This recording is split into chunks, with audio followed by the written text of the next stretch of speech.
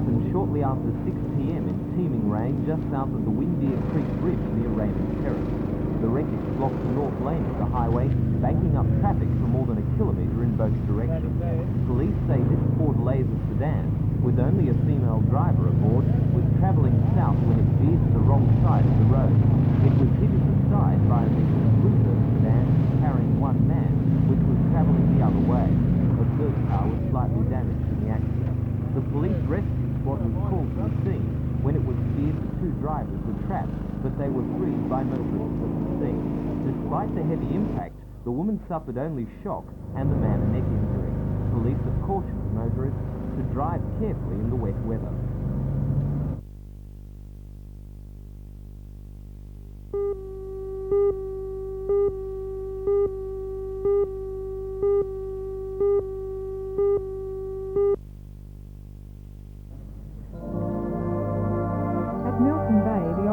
Way to the new with the unveiling of a new monument. The $15,000 monument and the memorial gardens surrounding it was the focal point for the town's Anzac observations. The money for the memorial, which incorporates tablets from the original World War I monument, was given by the Nelson Bay RSL Club. It was the perfect centerpiece for the remembrance ceremony in Brief Lane, which followed the march. The biggest turnout of diggers for Nelson Bay It was time to reflect. At Boston's point of the serviceman's home, I caught up with some of the residents. Tim Duncan, the former war veteran, has spent almost 20 years in the home and is its longest serving. Where did you serve during the war? Middle East and New Guinea. And you still like to catch up with your mates in Sydney as well as in Newcastle? Oh, yeah. Not as much opportunity for that these days, of course. Oh, no. Although, see, they reciprocate now with, when it comes round to reunion. I held a reunion in Newcastle, and then the Newcastle lot go down to Sydney on Anzac Day and reciprocate that way. But you're looking forward to a reunion this year, no doubt. Oh, well, I hope to get there. And Bill Shaw, another Wall's End man, has been there only 4 months. He was a well-known face in Newcastle for many years, the librarian at the School of Arts Library. So this is a different sort of Anzac Day for you? Yeah. It's wonderful. You've been in the marches and so on in town before, Oh, yeah. over the years. And where did you serve during the war? Where did you serve? I had it, I can't remember now. And after a leisurely morning, it's time for celebration lunch with a few viewers. Yvonne Robinson, how the home was funded partially by a personal care subsidy, but other than that, we're not funded by any funds whatsoever, except mainly donations, which we get from RSLs, Women's Auxiliaries, or other kindred charities, or kindred organisations, or mainly on the men's own fees. The home was put here originally by the people of Newcastle. Do you think the community is still as involved as you'd like it to be? Well, it hasn't been, but we have been working on that because we're involved with a lot of street stalls and market days and hope to bring the home back into the public awareness.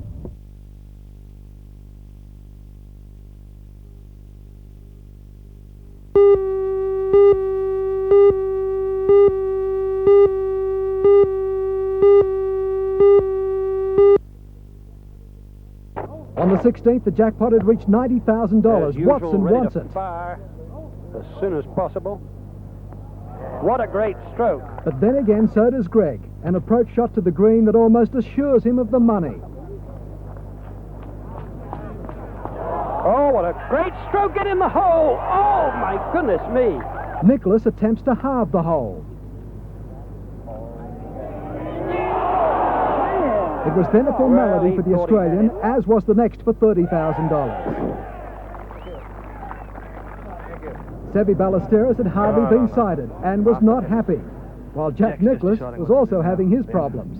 Which is to pick it out of the water, toss it back. The 18th halved, and all parred the 19th. The 20th was worth $90,000. Seve looked good. Made a very good contact with that. And I'm wrong, he has made the back of the green. So. This young fellow was not impressed, but Watson had a showstopper for everyone, an unforgettable eagle. And there it is.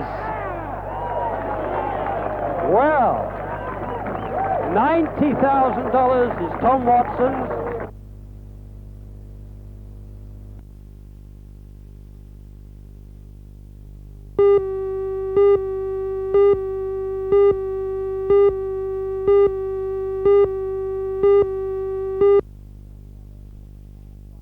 We're going down there trying to win this one. I'll come up against probably John Christensen, which is a past Australian champion, and Michael Petrie, which I'll be going hell for leather to beat all those guys this weekend. More determined than ever. There was a little controversy a couple of weeks ago with the Aussie titles. The rumours get back to me that everyone on the beach thought you'd won it, but you didn't.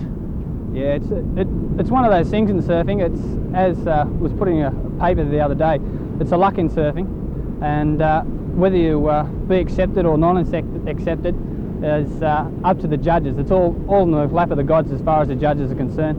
When I do racing, it's when you cross the line, you know you've won. But in the night, you'll wait for something like 3 or 4 hours until the decision's given, and it could be either bliss or it could be down the pits.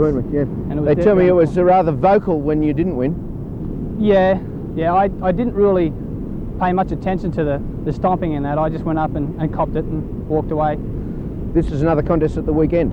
This is another one. You've got more on your mind too, a bub on the way, they tell me. Yeah, my wife started this morning. She could go anytime now.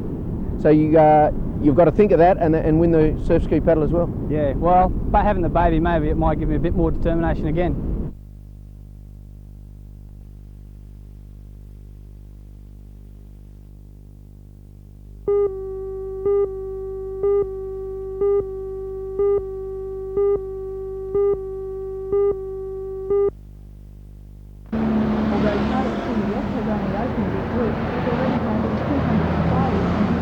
For employment.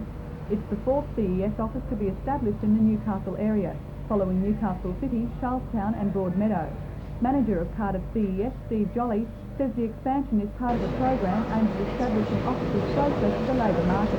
There are about 1,000 employers in this immediate area who will be contacting and urging them to look at their situation to see if they can identify job vacancies which we can place people in. We have a range of labour force programs which we can utilise for these job seekers to assist them in gaining employment. We have a range of programs, community employment program being one of them, which we'll utilise in placing these people in work. As you're aware also, we're connected to computer with job vacancies, and that'll enable our job seekers in Cardiff access to a wide range of vacancies covering the Hunter Valley, New South Wales and Australia.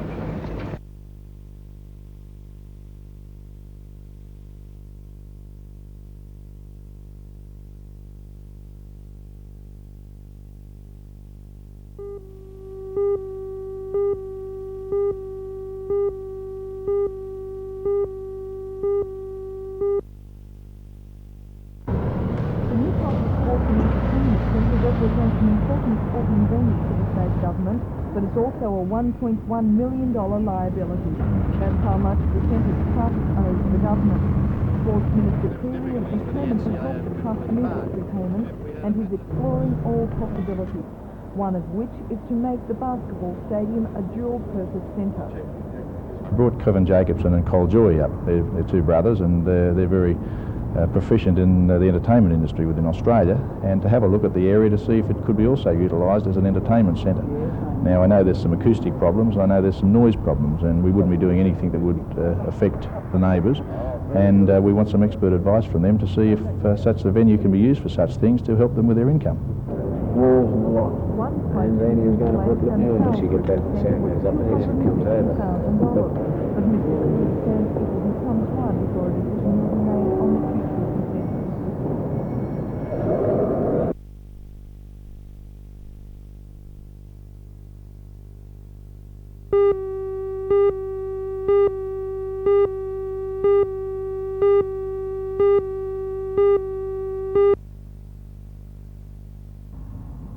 Senator Cheney says important contracts will be continued if there is a change of government.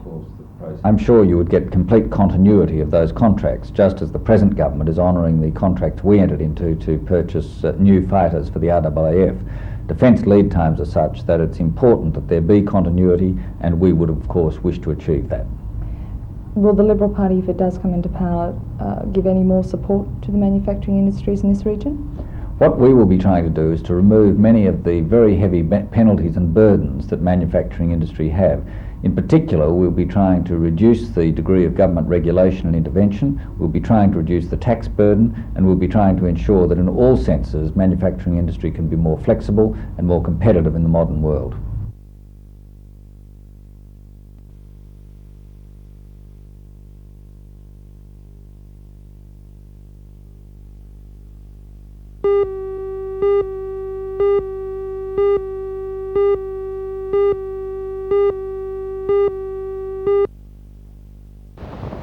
The current HMAS Yarra is the third ship that has held that name. The first was commissioned in 1910 and saw service with the outbreak of World War I. She had a distinguished career, from landing soldiers at Cabocore to taking part in the first Australian campaign of the year, the capture from the Germans of New Britain. That Yarra was eventually broken up as Cockatoo in 1930. The second to bear the name was commissioned in 1936, in time for the full force of the Second World War, being part of the Red Sea Force, surviving air attacks and taking part in action against Italian destroyers. In what was to be her final engagement, she was escorting a convoy of ships in the Strait when they encountered 3 Japanese heavy cruisers. Yarra laid a smoke screen and engaged the enemy. The rest of the convoy sunk. Yarra herself was hit. Only 34 out of 151 crew reached the raft, and 21 of those died before being rescued. Since first commissioned in 1961, the current HMAS Yarra has served in the Far East following the distinguished career set by her predecessors. The Yarra has 238 officers and men on board and will be open for inspection by the public between 2 and 5 on Sunday.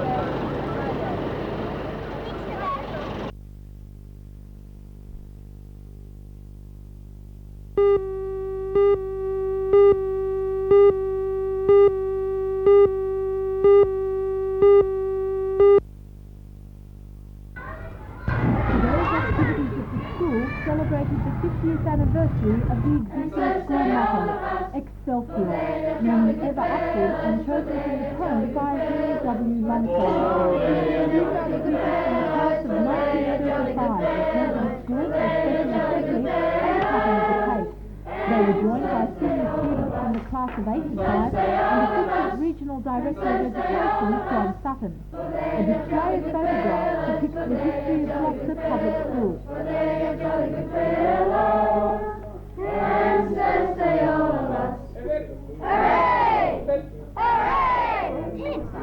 The visitors were then shown by the younger students that's because now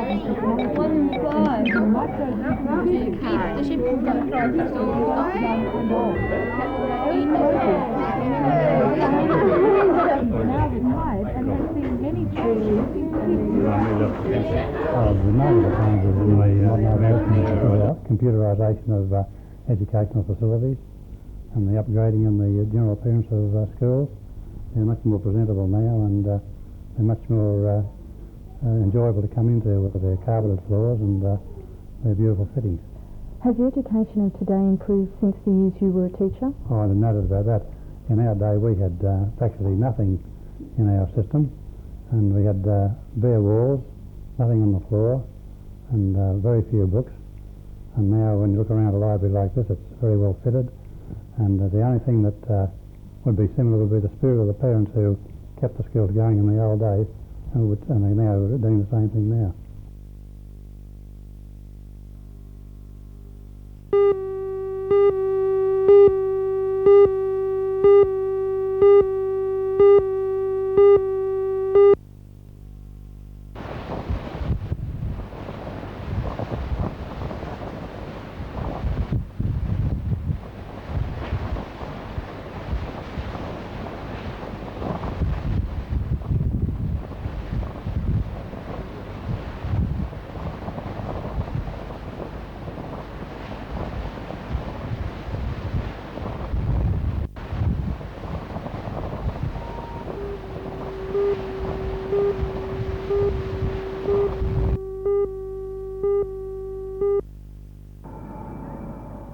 More than 1,500 people walked the decks of the vessel and looked at some of the ship's impressive defence weapons.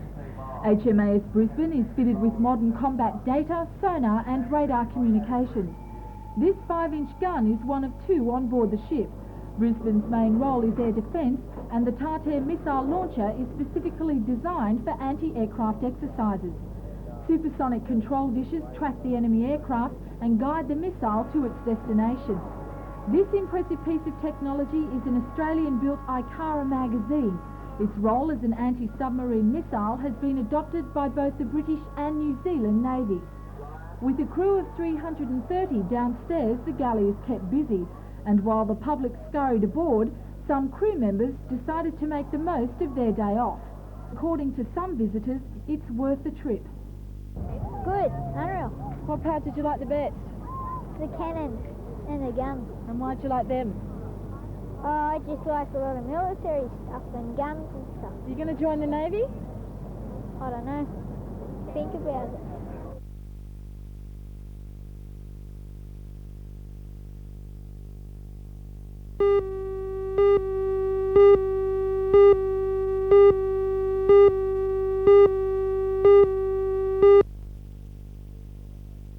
This meeting of APSA members condemns the provocative action of Engaged the members' opinions on the government's introduction of computers to the Department of Social Security. The computers will minimise the amount of alleged fraud in the system, but it will also mean the loss of 760 jobs. The Public Service Association says 1 in 5 jobs will be lost in the Department of Social Security by 1989 if the computerisation goes ahead. Deputy President of the Association, Glenn Tibbett. If the strip plan does go ahead, we're looking at approximately 790 jobs being lost. Of this, 40 to 50 will probably be around the Hunter area. Now, that 790 includes 30 from another union, which we're not directly involved in. But with APSA, there's 760 directly involved.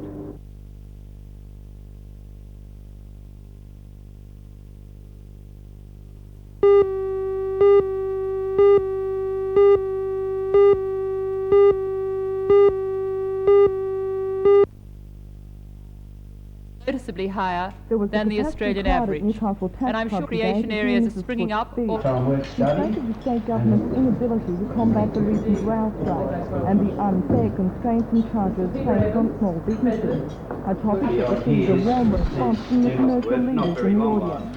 As Shadow Minister for Health, Mrs. Foot also highlighted Certainly does bring the issues forward, but as I said at the briefing session, as Shadow Minister for Health, I do want to speak briefly about health services in the area and some of the more striking deficiencies which need to be rectified. The annual report also shows that the Hunter Valley Health Services are being shortchanged by about $22 million per year. This is because the 2,500 acute care hospital beds in the region are funded by $4,000 less than the state average. Mrs. Foot will tomorrow visit the Royal Newcastle Hospital to see the problems there firsthand. She says this experience will be used to formulate Liberal Party policies on health.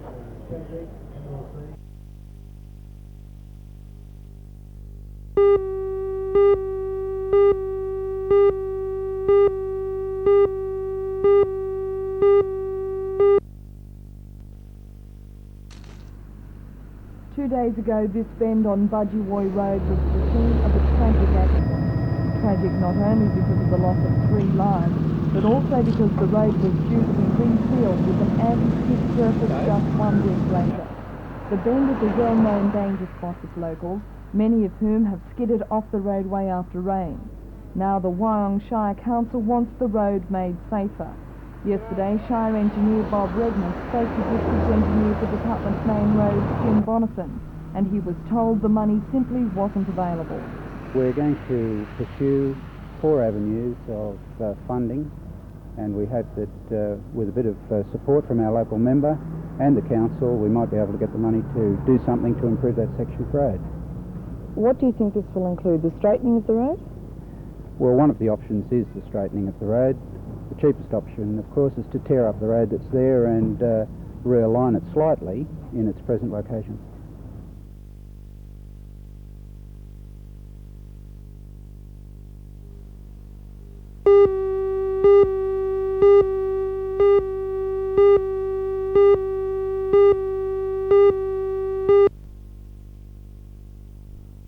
Delta's groundbreaking toy is a computerised safety board, which was launched with a rather damp ceremony this morning.